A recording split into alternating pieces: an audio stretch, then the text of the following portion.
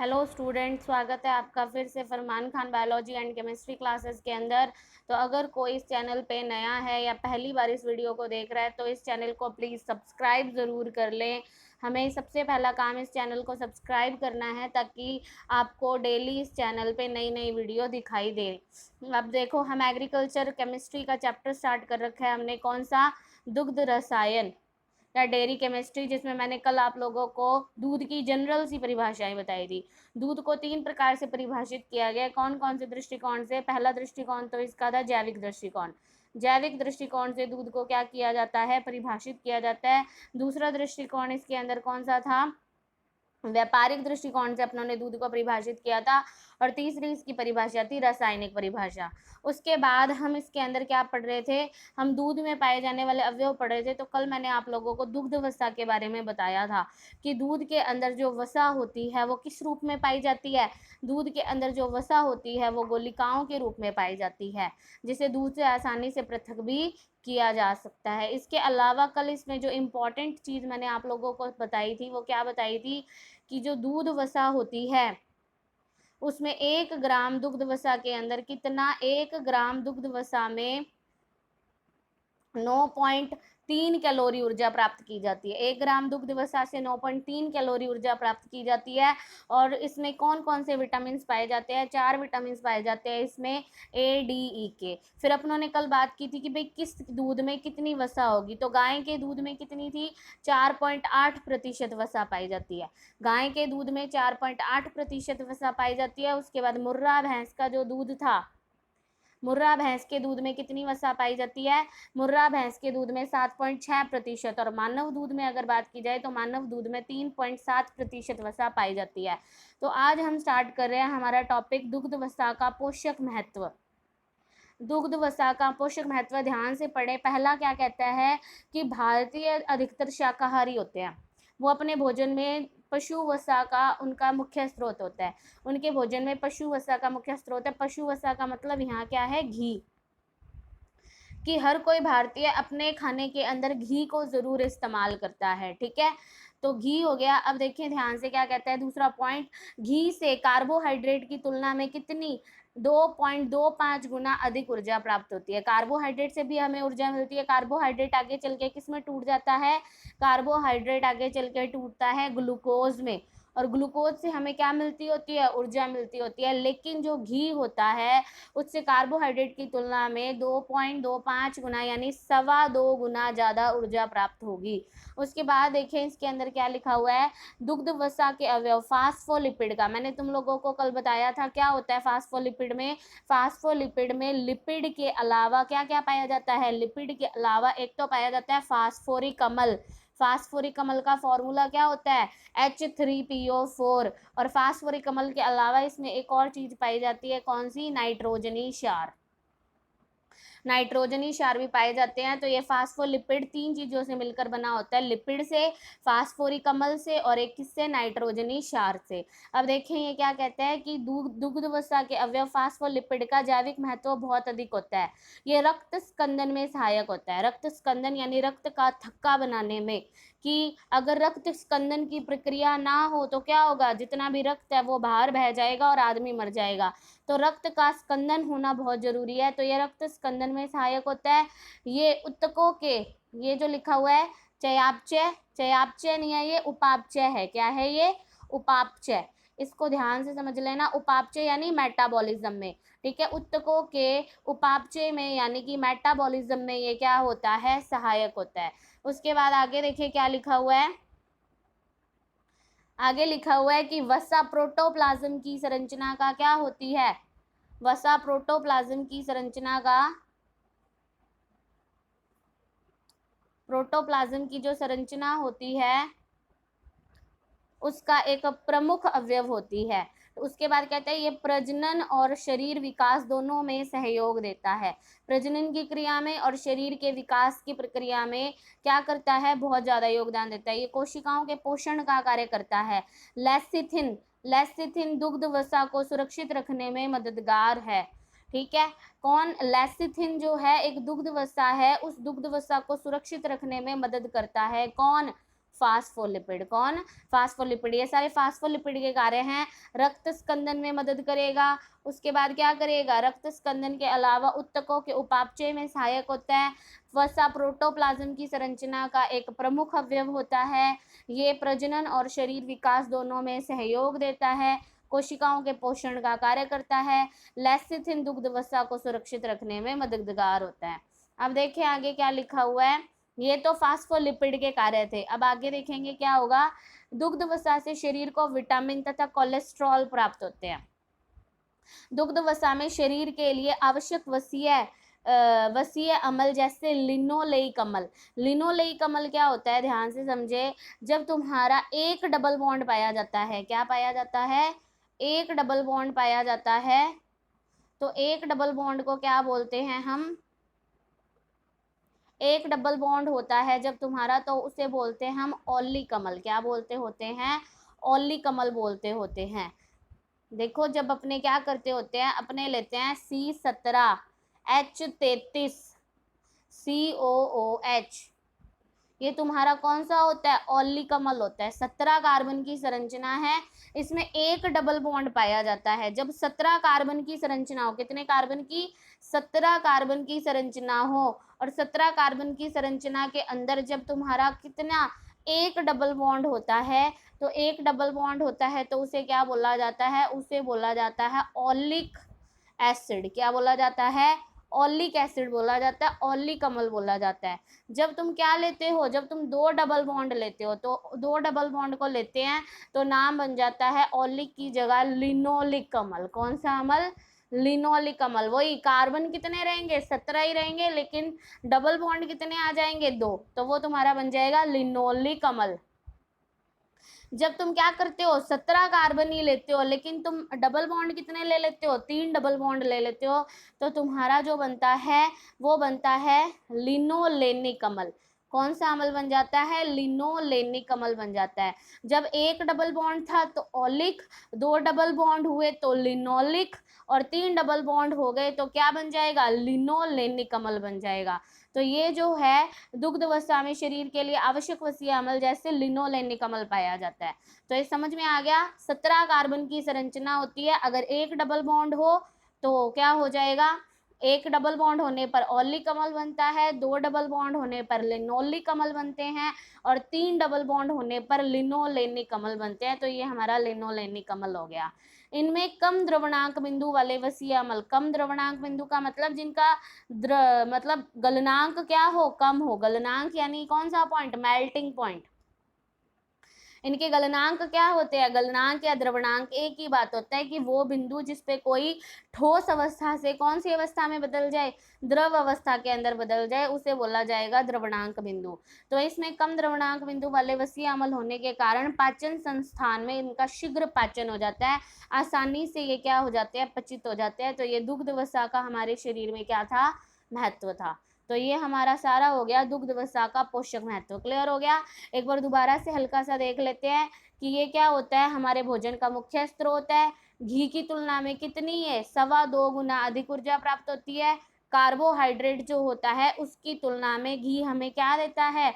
2.25 गुना ज्यादा ऊर्जा देता है। उसके बाद ये चीज अपनों ने पढ़ी, इसमें दुग्ध वसा के अंदर फास्फोलिपिड जो होता है उसका क्या कार्य था वो अपनों ने पढ़ा। दुग्ध वसा से शरीर को विटामिन, कौन कौन से विटामिन मिलते हैं? Vitamin A, vitamin D, vitamin E, vitamin के, क्योंकि ये वसा में विलय विटामिन है, ए डी ई के। तो ये विटामिन हमारे शरीर को प्राप्त होते हैं। इसके अलावा कोलेस्ट्रॉल भी प्राप्त होता है। इसके अलावा ये आवश्यक वसीय अम्ल भी प्रदान करता है जैसे लिनोलेनिक अम्ल। उसके बाद इनमें कौन से ये जो वसीय अम्ल होते हैं इनके गलनांक कम होने के कारण इनका शरीर में आसानी से पाचन भी हो जाता है। अब अपने बात करते हैं किसकी? सबसे इंपॉर्टेंट पॉइंट अब अपने बात करेंगे किसकी? दुग्धम की।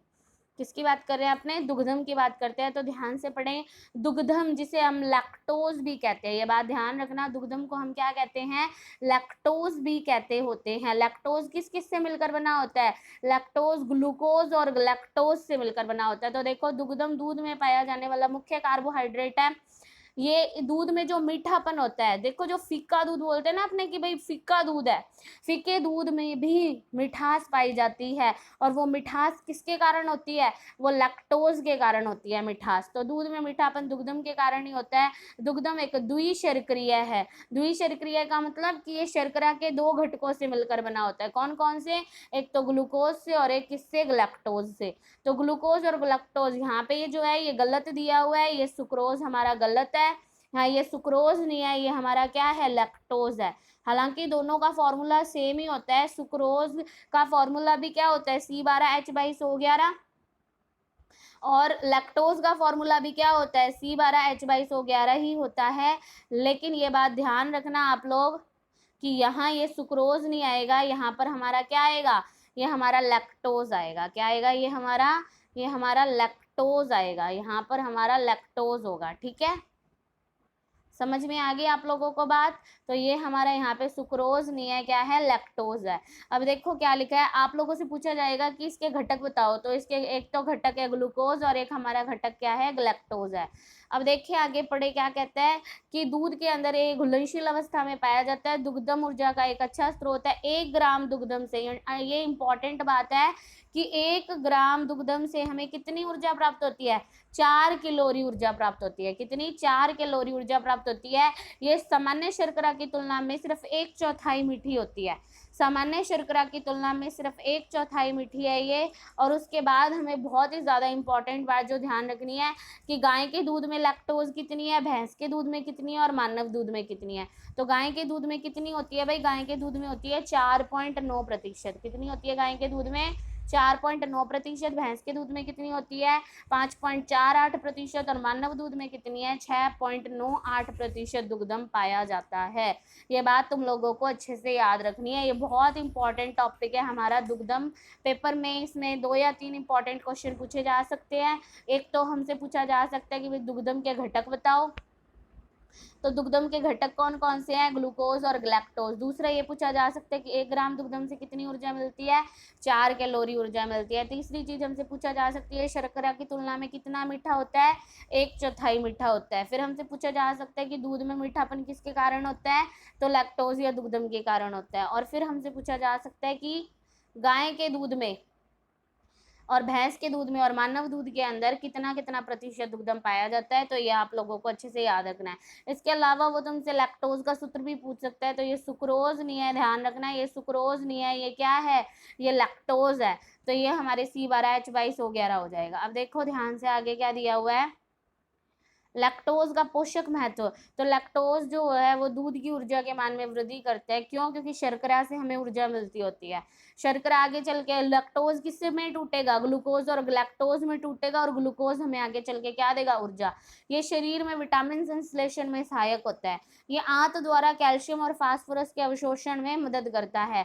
लैक्टोज आंत में लैक्टिक अम्ल उत्पन्न करता है। ये क्या करता है, आंत में जाकर लैक्टिक अम्ल उत्पन्न कर देता है। और ये लैक्टिक अम्ल है, अम्ल क्या करेगा, अम्ल जो है वो आंत में पाए जाने वाले जितने भी सूक्ष्म जीव है उन्हें क्या कर देगा, नष्ट कर देगा। तो ये बात अच्छे से याद रखना, ये आंत में लैक्टिक अम्ल उत्पन्न करता है।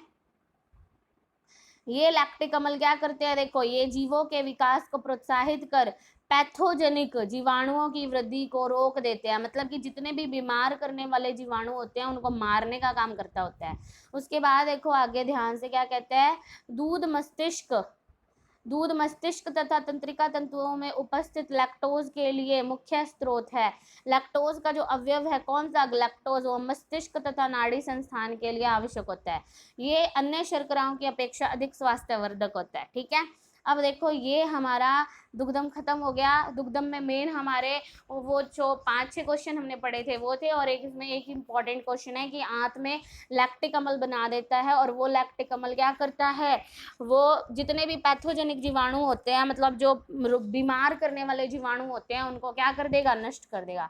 बाकी तो ऐसे ही फालतू का दिया हुआ है, वो इंपॉर्टेंट है ज़्यादा। अब देखो हम बात करते हैं किसकी, प्रोटीन की। ये भी बहुत इंपॉर्टेंट टॉपिक है, प्रोटीन।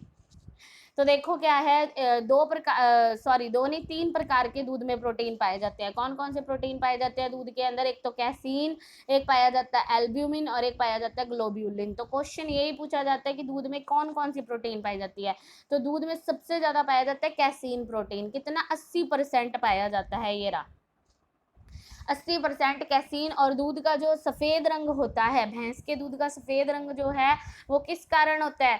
वो कैसीन प्रोटीन की वजह से होता है। और जो गाय का दूध होता है, गाय के दूध में कैरोटीन प्रोटीन पाया जाता है और इसी कारण गाय का दूध क्या होता है? पीला होता है। तो ये याद रखना, जो दूध का सफेद रंग होता है वो कैसीन के कारण ही होता है। ठीक है, कितनी % कैसीन पाई जाती है? 80% कैसीन पाई जाती है। उसके बाद देखो क्या लिखा हुआ है।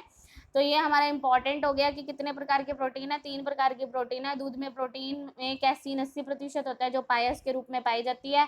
ये तीनों प्रोटीन अमीनो अम्लों की बनी होती है। ये तो हमें पता ही है कि अमीनो अम्ल आगे चलकर क्या बनाते हैं? अमीनो अम्लों से पहले बनेंगे पेप्टाइड, पेप्टाइड आगे चल के क्या बनाएंगे? पॉलीपेप्टाइड। क्या बना लेंगे? पेप्टाइड आगे चल के बनाते हैं पॉलीपेप्टाइड, और पॉलीपेप्टाइडों से आगे चल के क्या बनता है? पॉलीपेप्टाइडों से आगे चल के बनता है प्रोटीन। तो ये बोल सकते हैं कि जो प्रोटीन है उसकी एकलक इकाई होती है अमीनो अम्ल। ठीक है, अब देखो क्या लिखा हुआ है। दूध का जो सफेद रंग है वो कैसीन प्रोटीन के कारण होता है। दूध में कैसीन की मात्रा कितनी है? 2 से लेके 3.5% तक पाई जाती है। ये भी इंपॉर्टेंट चीज है कि दूध में कैसीन की मात्रा कितनी है? 2 से 3.5% तक पाई जाती है। गाय के दूध में कितनी कैसीन है? 3.5%। और भैंस के दूध में कितनी है? 3.6% कैसीन पाई जाती है। इसका मतलब भैंस के दूध में कैसीन की मात्रा ज़्यादा है और गाय के दूध में कैसीन की मात्रा क्या है? थोड़ी सी कम है। अब देखो आगे क्या है, अपने बात कर लेते हैं कैसीन की पोषक उपयोगिता की। तो कैसीन की पोषक उपयोगिता की अगर हम बात करें तो इसमें लगभग सभी अनिवार्य अमीनो अम्ल पाए जाते हैं। कौन कौन से अनिवार्य अमीनो अम्ल हैं? अनिवार्य अमीनो अम्लों की ट्रिक होती है टी-वी मिल पाथ। क्या होती है? टी-वी ध्यान से देखो, एक बार मैं दोबारा बताती हूँ। पहले है टी, फिर है वी। T4 मतलब होता है ट्रिप्टोफेन, ट्रिप्टोफेन। और ये देखो ये रहा ट्रिप्टोफेन। उसके बाद वी का मतलब होता है वेलिन, तो ये रहा वेलिन। ठीक है, T4 ट्रिप्टोफेन, V4 क्या होता है? वेलिन। उसके बाद आता है मिल। क्या आता है? मिल। मिल में एम का मतलब होता है मैथियोनिन, ये रहा हमारा मैथियोनिन, मैथियोनिन। I4 होता है आइसोल्यूसिन, ये रहा हमारा आइसोल्यूसिन, ये रहा आइसोल्यूसिन। उसके बाद है हमारा L4 ल्यूसिन, तो L4 हमारा ल्यूसिन हो जाएगा और L4 हमारा ये लाइसिन हो जाएगा। M4 क्या है? मैथियोनिन। I4 क्या है? आइसोल्यूसिन। L4 क्या है? ल्यूसिन। और फिर L4 क्या है? लाइसिन। तो ये हमारा हो गया मैथियोनिन। और I4 क्या था? आइसोल्यूसिन। L4 क्या था? ल्यूसिन। और फिर L4 क्या था? लाइसिन। तो ये हो गए 4। उसके बाद आएगा पाथ। क्या आएगा? Path. TV mill path, path. ये P4 होता है फेनिल एलानीन। क्या होता है? Phenyl alanine. A4 होता है आर्जिनिन, ये रहा आर्जिनिन। T4 होता है थ्रियोनिन, थ्रियोनिन। ये यहाँ पे थ्रियोनिन आएगा। इसके पैर में क्या आएगा? इसके पैर में ऐसे लिखा जाएगा थ्रियोनिन। और H4 होता है हिस्टिडिन। तो ये हम लोगों को ट्रिक याद रखनी है अनिवार्य अमीनो अम्लों की। TV mill path. क्या याद रखनी है? TV mill path. T4 tryptophan, V4 valine, M4 methionine, I4 isoleucine, L4 leucine, L4 lysine, P4 phenylalanine, A4 arginine, T4 threonine और H4 क्या हो गए? हिस्टिडिन। ये 10 अनिवार्य अमीनो अम्ल होते हैं। देखो हमारे शरीर में कितने 20 प्रकार के अमीनो अम्ल पाए जाते हैं। 20 में से 10 अमीनो अम्ल तो हमारे शरीर में बनते हैं और 10 हमें बाहर से क्या करने पड़ते हैं? ग्रहण करने पड़ते हैं।